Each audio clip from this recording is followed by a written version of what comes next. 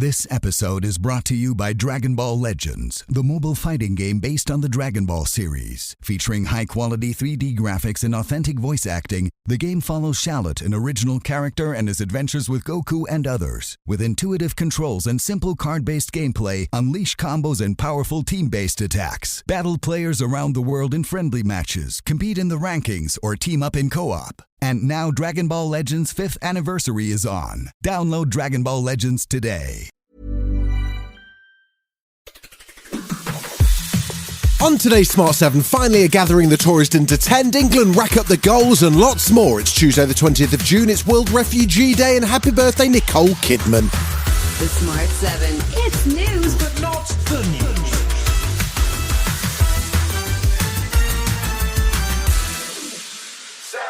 Monday saw the Partygate Committee's report presented to the Commons and a formal vote on whether to adopt its recommendations.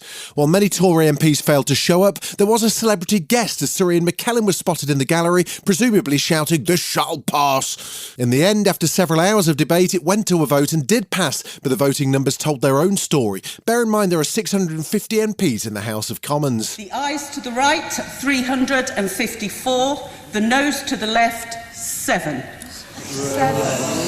Shadow Leader of the House, Labour's Thangam Debonair, wasn't pulling any punches as she reminded the House of the hardship that the nation went through during the pandemic. He was, as the committee said, the most prominent public promoter of those rules.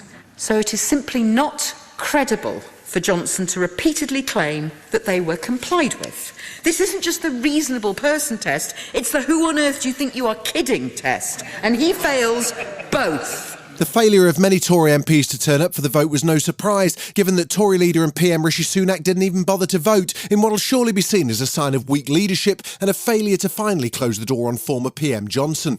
Officially, he was meeting the Swedish Prime Minister, but he made quite clear earlier on Monday that he wasn't going to face the music. This is a matter for the House rather than for the government. It's an important distinction, and that's why I wouldn't want to influence anyone in advance of that vote.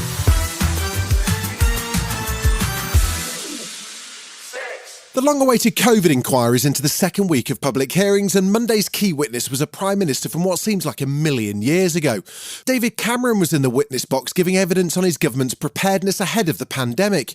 He admitted that during his time it was a mistake not to consider different types of diseases when preparing for future emergencies. During my time in office, there were investigations into SARS and MERS, but there wasn't one into a highly transmissible coronavirus-style pandemic like we had, and so these questions weren't asked. And when asked about whether he failed to prepare adequately, he doesn't accept that. There wasn't wholesale preparation and resilience, was there? I don't accept that because we set up a much superior architecture for looking at risks, for planning for risks.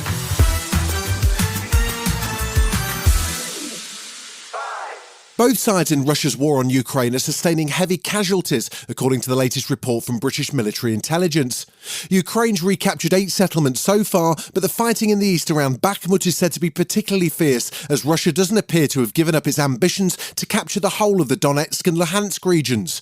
And after African delegations met with both sides over the weekend to discuss possible peace plans, UN Secretary-General Jens Stoltenberg addressed the possibility of peace in the country, but remained firm on his stance. Just peace cannot mean freezing the conflict and accepting a deal dictated by Russia. NATO is, as you said, no party to the conflict. As the conflict goes on, Russian troops have been building fortifications to slow Ukrainian advances, and that includes a huge number of minefields.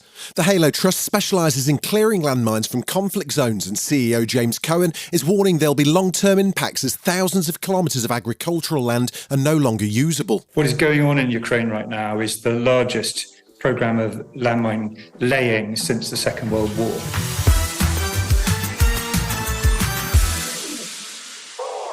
An international search and rescue mission's underway for a tourist submarine which has gone missing 4 kilometres under the sea. The specialist sub, which took tourists down to the Titanic, has been out of contact since Sunday morning with 5 passengers on board. British adventurer Hamish Hardings is one of those on board the Ocean Gate Expeditions vessel who paid $200,000 each for a seat. American and Canadian ships and planes are now searching for the vessel. Rear Admiral John Morga is with the US Coast Guard, and he says time is of the essence. We understand from the operator of the vessel that the vessel was designed with a 96-hour sustainment capability if there was an emergency on board. And so we're using that time, making the best use of every moment of that time to locate the vessel. Still to come on the Smart 7, Black Mirror's back to freak you out, and Samuel L. Jackson talks Nick Fury. Right after this.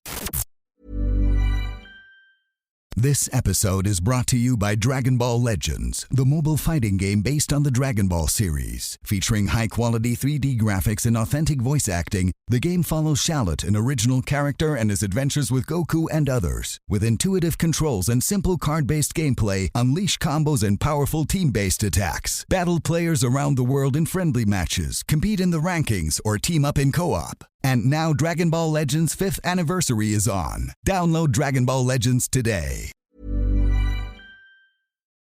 Welcome back. The second round of Euro 2024 qualifiers took place on Monday night with England, Wales, Northern Ireland and the Republic of Ireland all in action. The Welsh lost 2-0 in Turkey, while Northern Ireland lost 1-0 at home to Kazakhstan. The Republic of Ireland got their first win in the group, beating Gibraltar 3-0 in Dublin. Gareth Southgate's men faced the mighty North Macedonia at Old Trafford and made easy work of the Minnows, winning 7-0, which makes 4 out of 4 to see them top of their group. Hat-trick hero Arsenal's Bukayo Saka was pretty pleased. Listen, this is a feeling I can't really put into words, you know. There's nothing I can say to really describe how I'm feeling right now. I don't know what to say. I'm just so happy, I'm so happy. But yeah, it's the end of the season now, and I don't think I could have ended it in a better way, so it's time to relax and have a good break.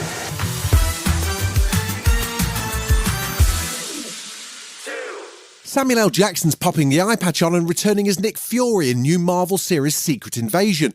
This one sees Fury attempting to prevent a rebel group called the Skrulls, aliens who can change their appearance at will, from infiltrating the highest corridors of power on Earth. The show streams from Wednesday on Disney+, and Sam says this time out Nick Fury's a little bit calmer. Older, a little tired, not as confident as he used to be. He gets shaken a bit, you know, so he's got things. And, you know, you find out where he lives. Does he live in a condo? Is that a house? Yeah.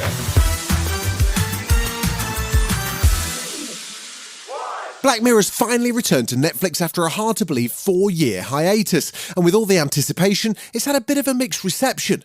Nevertheless, anyone's been binge-watching the 5 episodes of Season 6, but if that's not you, you might want to cover your ears for spoilers now.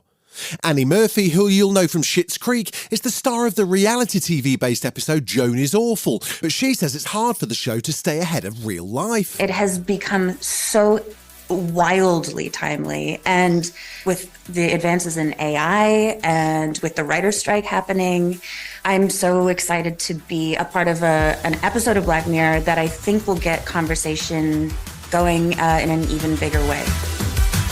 You've been listening to The Smart 7. We'll be back tomorrow at 7 a.m. Hit that follow button and have a great day. Give us 7 minutes and we'll give you the world.